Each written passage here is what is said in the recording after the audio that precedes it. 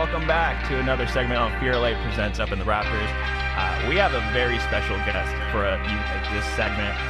He is a longtime radio legend here in the LA sports area. We cannot have had a better chance to have this opportunity than to interview ESPN 710 Zone, Steve Mason. So, Steve, thank you for joining us here on Fear Light. Absolutely, Zach, Mark, thank you very much for having me. It's an honor. So, we're going to do it this way. First off, we're going to try to do it the non-sports side, and then hopefully the second half we close off with Lakers. But I've been listening to your podcast, the Culture Pop podcast. Yes. And I was even listening to the episode of Queen's Gambit with the executive producer. And I just wanted to know, during the pandemic, what has been your most watched series throughout this whole time?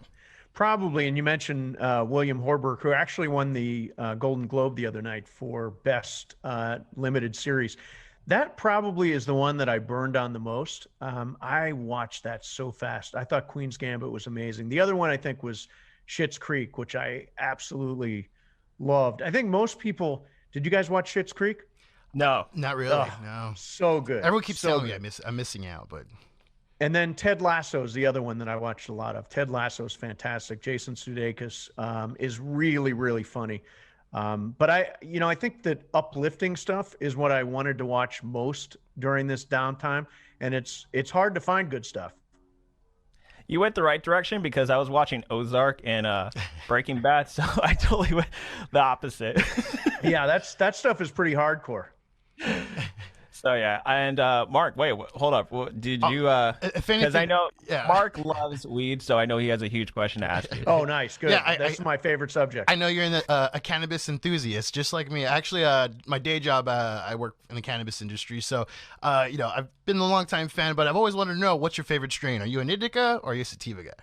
I am 100% indica. I would never, ever use sativa. My mind is already crazy. I got, shit bouncing around in my head all the time. Yeah. So what I need is something to settle me down a little bit, to calm me down, become one with the couch, become one with the bed.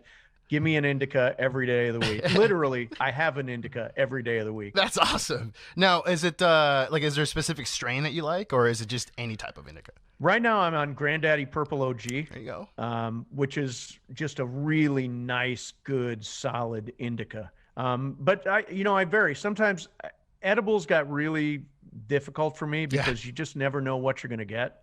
Sometimes you have an edible and you're like, wow, I'm totally gone. And another time you have it and you have no effect whatsoever. So I'm sort of off of edibles. I vape a little bit, but still I'm an old fashioned joint guy. It's still my favorite. That's awesome. Yeah, there's nothing about now. Do you roll your own joints? That's a really good question. I do not. I buy pre-rolled joints. I am not good at all at rolling a joint. That skill eludes me completely. You ever tried a rolling machine before, or have you ever heard of one or seen one before? No. Is that an easier way to do it? Yeah, it's old school technology. It's just like a rolling piece of plastic. We have these two sticks in the middle. I believe the brand Raw makes them too. But yeah, you just put you put your rolling papers first. You throw your flour in, then after you grind it up, and just roll it, and that's pretty much it. I tend to roll my old pre-rolls, so I got to pack them in my backpack all the time. But but yeah, absolutely. It's amazing this shit's legal now, isn't it? It's great. It's great, and what makes me one of the reasons why I wanted to ask that question is because I wish more personalities, radio personalities, celebrities would be more speak out about it, speak pro with it. So I'm really glad that you're on the radio, that you talk about it, about your love for it. Yeah, I mean, I'm an advocate. I mean, I think in particular after I had neck surgery, I had a disc fusion about 2 years ago, and I decided I'm not going to take Percocet or Oxy or any of those, what do you call them, painkillers. Yeah. Prescription painkillers. Yeah. Vicodin or any of that stuff, when I can use cannabis. And I used edibles at that point to get through the period of recovery, and I never had to use any of that hardcore stuff, which you've got a tendency to get strung out on. A lot of people get strung out on those painkillers. Yeah. Have you tried dabbing before? No. What's dabbing? So dabbing is when you have a dabbing rig. So you're familiar with a bong, right? Like a glass bong. Yeah, of course. So they have dabbing rigs where it's concentrated. So it's concentrated, THC. and they have different textures of it. So I feel as if this is like the Facebook personality test of like, what kind of weed stoner are you? yeah, we need to get a sesh going on here. That's what next time we do. But all it is just concentrated. It's concentrated THC. But of course, with concentrated, it's high percentages. So you're looking at 90% THC. So one dab, dab, quote unquote, will get you knocked on your couch for sure. 90% THC. That's nuts. Yeah, I mean, which most flower, it's about. I mean, the highest you could go like 35, maybe 40, but it's really rare. But yeah, this is 90%. So generally, when you take one dab, you're done for the night. You're done for the night. But yeah. Next question. Yes. You're gonna pioneer because you were huge with weed. You're also when it comes to sports radio broadcasting, you're one of the first like pioneers to come out of the closet. And so I just want to know, how has that journey been since you made the announcement on air? Well, I waited a long time. It took me years. Those are my dogs, by the way. Oh, okay. It took me years to reach that decision to actually do it. Because I had been out with friends and family. I think I came out to my family when I was 26 or 27 years old. And friends, people like Ireland and our producers and my boss, the general manager, the program director, everybody knew. The only people that didn't know were the listeners. And I did it. I didn't want to be the guy I didn't want to be the gay sports talk show host. I wanted to be a sports talk show host that just happened to be gay. So I didn't make a gigantic deal of it. I did it in a really casual way. And I let it stand. And, I finally had an opportunity to participate in some of those conversations about, John talks about Lisa and, everybody on the air talks about their family. I wasn't able to do that until I came out. So now everybody knows about Juan, who I've been with for 15 years now.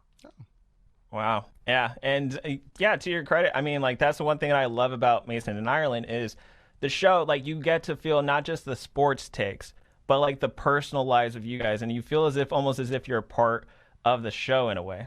Yeah, I mean, I learned this from the great personalities in broadcast history. I worked with Tom Snyder, who is probably way before your guys' time. Larry King is another guy, and Howard Stern is sort of the pioneer in this. Howard Stern just laid his life on the line, and talks about anything and everything, his personal life. His divorce. I mean, he talks about all kinds of stuff. And I've always felt like the best thing you can do as a radio personality is to be 100% authentic. And finally, when I came out, I was able to do that completely. But, I talk about cannabis, talk about mental health issues, which I've gone through myself. I was diagnosed bipolar 1 when I was about 20 years ago now. And also the fact that I came out. The more honest you are, I think, in our business, the more following and the more connection you have with people. Mm-hmm. So since we lay it out 100%, I mean, we're not faking anything on the air. John is John. I am I. I am I. I am me. And like I was talking to Jorge, our board op today, and he said, yeah, when I first started working with you guys, I wondered what you'd be like off the air. And you're exactly the same. There's really no difference between us on the air and us off the air. We just are genuinely who we are. Or I am I, as I like to say. I am I. When I first thought of the sports broadcasting world, I also thought of like the professional sports career. Sure. And Business Insider's article in 2019, Dennis Rodman says he thinks 10 to 20% of pro athletes are gay and that the NBA is ready for an out athlete. Do you agree with that headline? I hate to speculate about it. I don't know if it's 10 or 20%. I think there are athletes who are LGBTQ. I think that certainly exists. We've seen, obviously, lesbian women in the WNBA come out and be very, very successful. I think there are athletes out there. And here's what I would say. When I did it, I expected some kind of blowback, some kind of negative feedback. I thought overall people would be cool with it, but some people would come after me. And the truth is that since I did it, not a single negative tweet, not a single gay slur has come my way. It's been really unbelievable. I think that when somebody does it, when that athlete comes along, he will be a hero, and he will not be met with a bunch of negative stuff. I mean, the world is much more friendly about these issues now than ever before.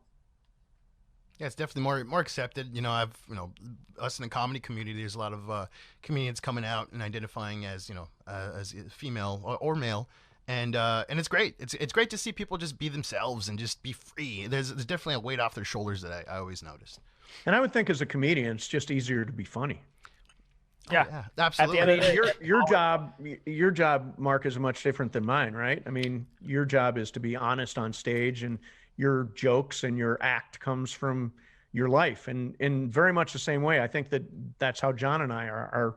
Our jokes, our content, everything we say comes from our life. Which is one of the reasons why I'm such a huge fan of you guys and that connection as well too, because you are out there. You put it out there and you connect with them personally, and that's how I treat my comedy.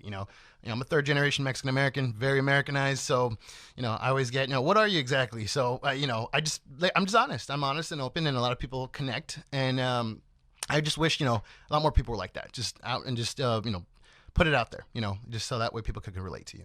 All right, so we might as well go into the second half right now. Okay, it's part two. Part two, because the Lakers. So actually, this is kind of the NBA, because now we're actually on the anniversary of when the Jazz and Thunder game got postponed, and essentially the NBA came to a halt. Actually, the sports world came to a halt, because I remember March Madness was supposed to take place, and then you saw tournaments getting canceled, conference tournaments, and then essentially the big dance.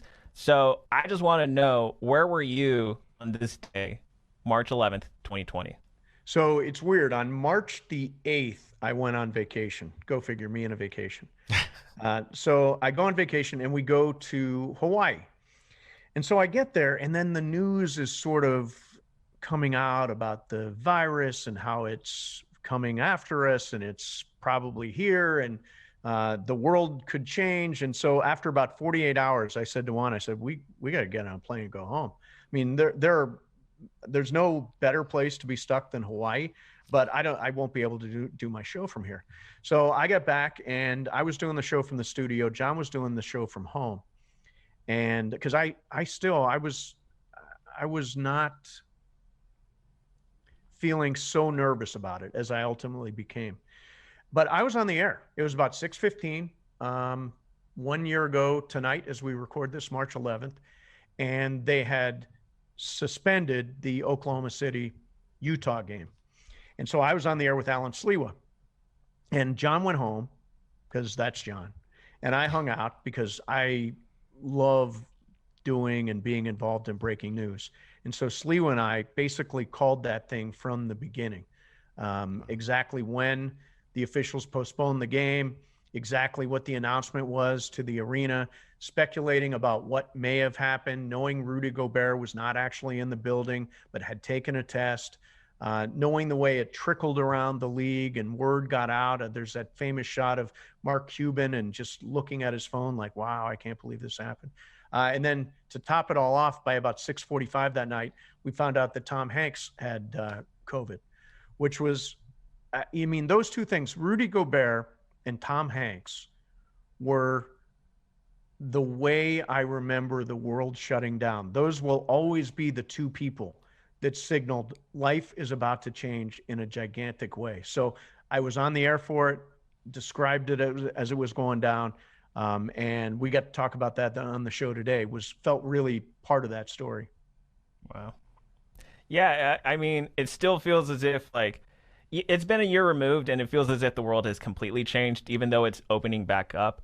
And I feel as if now with the NBA, they have a better idea of how to go approach with fans. They're not like the Texas Rangers, where it's we're going to open up 100% capacity. Right.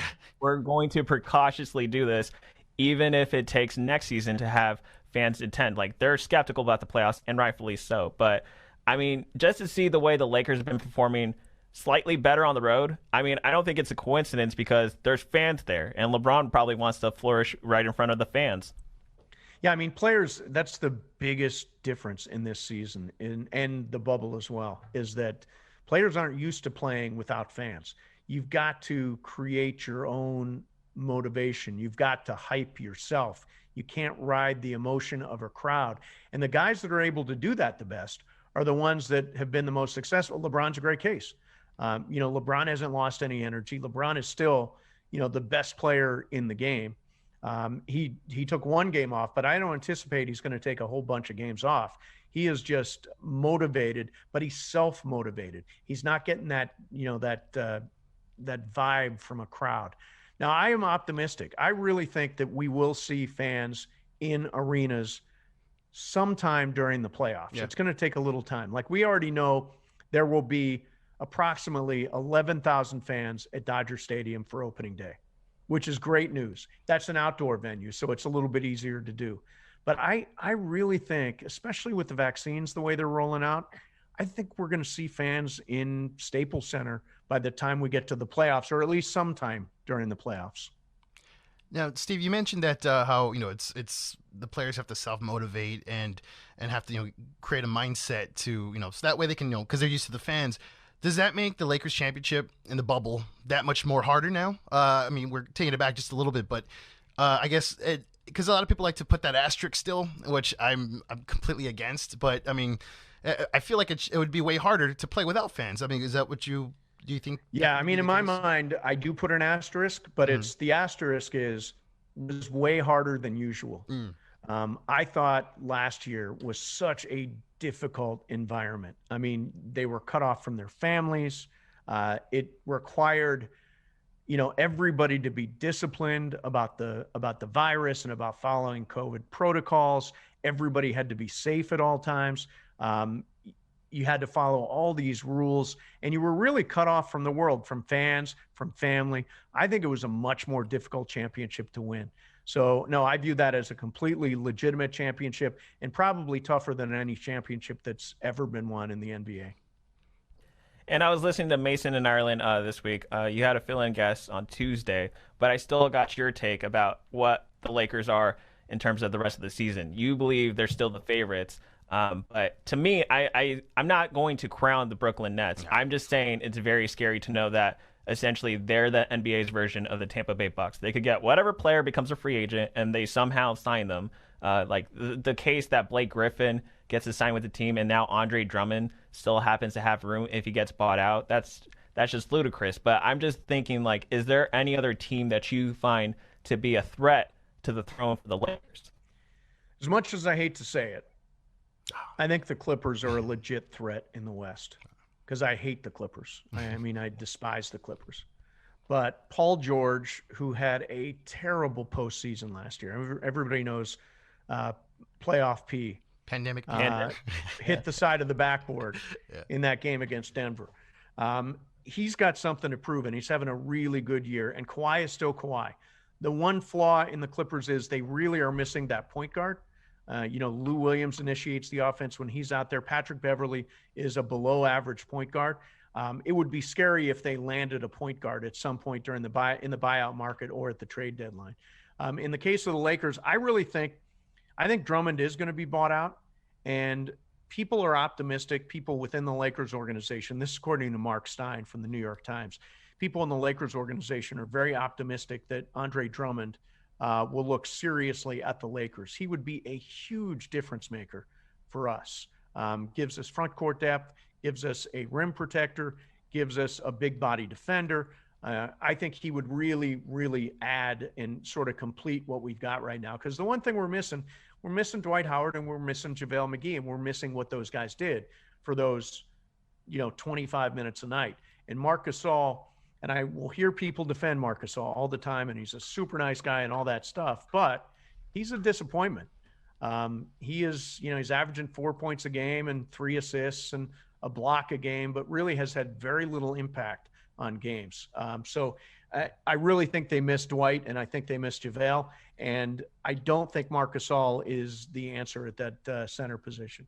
Yeah, I mean, even Damian Jones, even though he's been signed to a second 10-day contract, I feel as if like that's sort of like a temporary solution to where they're like, can we get a Hassan Whiteside? Can we get even JaVale back? Like, they're looking for another option because I don't think Damian's going to be there long term. They just need someone to fit in over Marc Gasol. Right. I mean, Hassan Whiteside is an interesting idea. He definitely fits the profile of the kind of player, Andre Drummond.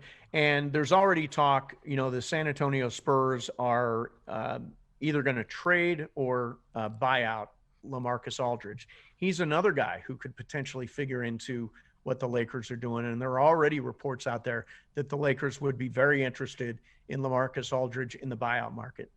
Yeah, because I definitely don't see the Spurs trading with the Lakers anytime soon. No, I don't think there will be a trade. I think you're absolutely right.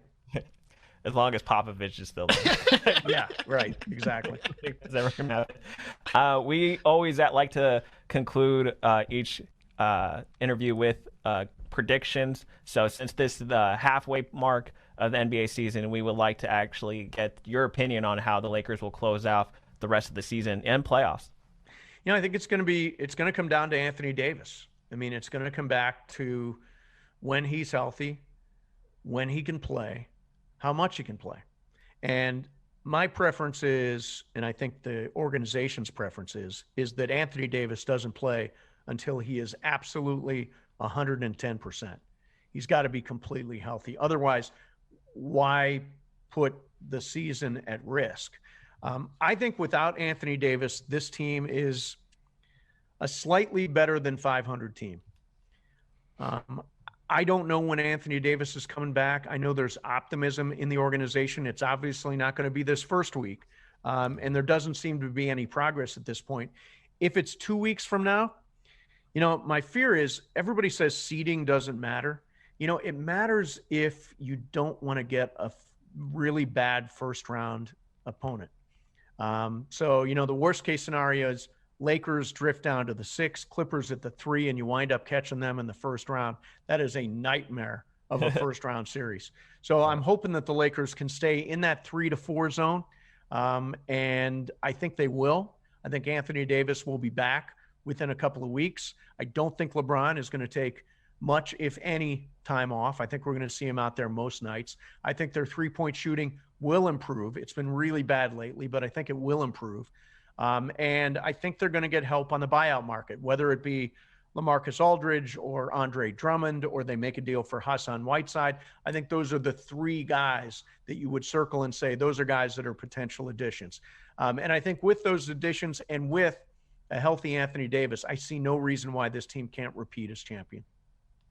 There you go. Yeah, that's my feelings exactly. All right, one more question. I'm sorry. Yes. Does LeBron play with Bronny? Boy, it's really tough. I mean, I'm guessing he will. LeBron will not be playing at this level, obviously, when Bronny makes it to the NBA. He's got a ways to go. But yeah, I can see at some point Bronny being drafted and LeBron opting to play with that team for a year just to be able to have said and to be able have actually done something that virtually nobody's ever done. I mean, I think Ken Griffey and Ken Griffey Jr. may have played on the same team. Like that may have been a scenario, but to play with your kid is an unbelievable testament to your legacy and your durability, which is crazy if LeBron is still healthy and able to play when Bronny hits the league. So, yeah, I would not bet against LeBron. If LeBron says he's going to do it, who am I to say no? And thank you so much to Steve Mason. That was Steve Mason, ESPN 710. Check him out on Mason in Ireland, 1 to 4 every weekday. That's, again, 1 to 4 every weekday on ESPN 710. And also, please check out his podcast, the Culture Pop Podcast. You can listen to it on Apple, on iTunes, or even on Spotify.